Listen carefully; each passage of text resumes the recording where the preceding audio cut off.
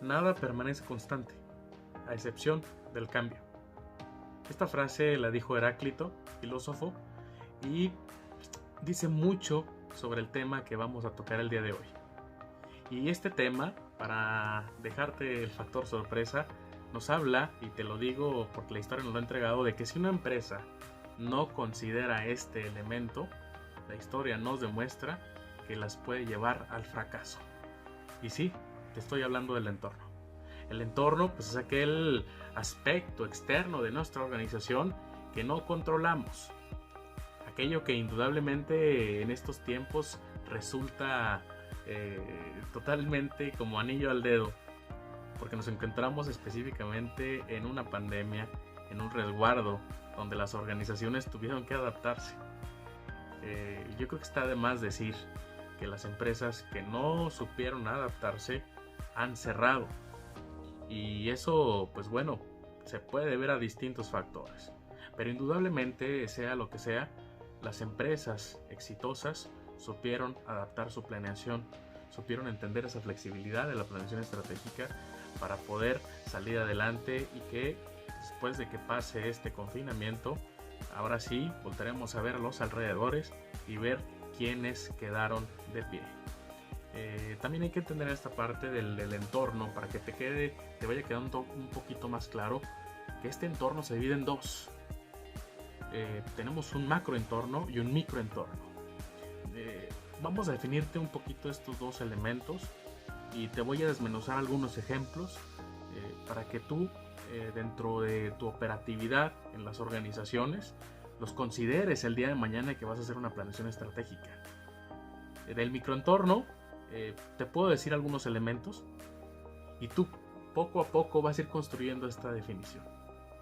El primer elemento o la primera unidad perteneciente a este microentorno son nuestros proveedores. Estos proveedores, que son los que nos suministran los insumos, los que nos suministran la materia para nosotros hacer nuestra actividad a la que nos dedicamos.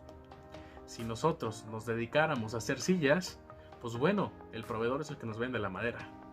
Si nosotros nos dedicáramos o tuviéramos una escuela o una universidad y nos dedicáramos a preparar estudiantes o profesionistas, pues bueno, los proveedores podrían ser los que nos venden los pizarrones, los que nos venden las butacas, los que nos venden los plumines y todas estas personas, inclusive hasta los que nos suministran a los recursos humanos, porque hay algunas agencias de outsourcing que nos suministran el recurso humano necesario, serían nuestros proveedores. El segundo de estos serían los intermediarios. ¿Y cuáles son estos famosos intermediarios de los que a veces platicamos tanto? Bueno, pues estos intermediarios, para no hacerte el cuento más largo, son todo el equipo de comunicación, pudiera ser, el equipo de ventas, nuestros promotores, todos los que participan para encontrar la necesidad del consumidor y llevarles ese producto. Se considera intermediario. Otro elemento de nuestro microentorno, indudablemente, es el mercado. ¿Qué tiene que ver este mercado? Bueno, pues es el target a donde nos vamos a dirigir, a quien le vamos a vender. Es importante analizarlo en este microentorno, porque a fin de cuentas son todas esas características que reúnen nuestros consumidores, que nosotros ya identificamos y que generamos los productos o servicios para que ellos satisfagan su necesidad. Y bueno, en esta lista no pueden faltar los competidores, que son todos aquellos que luchan por el mismo mercado. Pues día con día es una lucha constante lo que tenemos con nuestros competidores, ahora sí como lobos sobre los clientes, y entonces es algo que no debemos perder de vista cuando hacemos planeación. Por último y no menos importante, dentro de este microentorno está la propia empresa. Si tú no consideras los distintos elementos que tiene tu empresa, desde el recurso humano hasta tus recursos materiales y cómo lo administras, ese microentorno puede explotar. A veces nos preocupamos tanto por lo que hay allá afuera que la bomba la tenemos adentro. Entonces tú tienes que preocuparte indudablemente por este microentorno de empresa. Y ahora vamos a darle paso al macroentorno. El primer elemento de este macroentorno va a ser el factor demográfico. Y bueno, aquí como recomendación te digo, en el INEGI puedes encontrar vasta información de esto. Aquí es ver hasta el nivel de educación que tienen la población o nuestros consumidores, el índice de migración, la índice de natalidad, índice de mortalidad, todos estos elementos que tenemos que considerar para hacer una planeación. Y te dejo un pequeño ejemplo respecto a esto.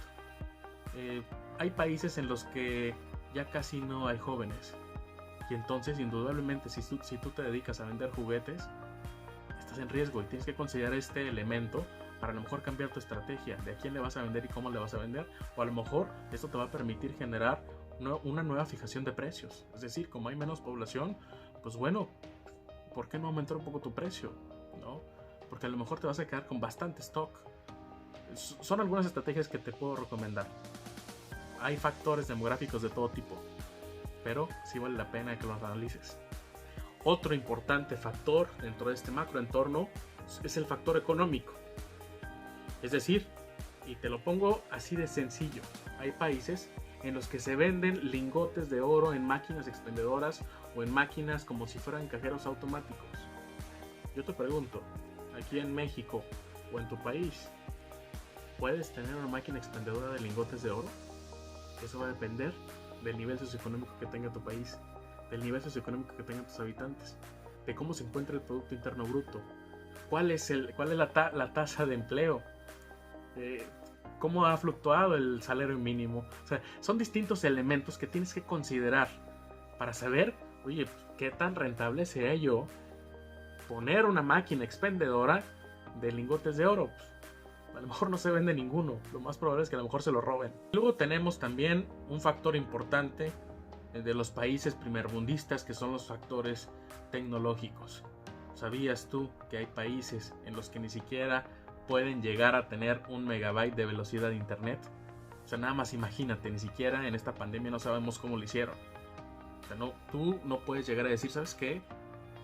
Yo voy a tener una aplicación móvil que se encargue como tipo de transporte lo que hace Uber, para tener una empresa tremenda y crecer como Uber en este país donde no alcanzas ni 1 mega de velocidad. Híjole, sería un poquito irreal, donde en un país en el cual no hay tanto acceso a las telecomunicaciones, generas una plataforma que quizá no va a ser muy rentable.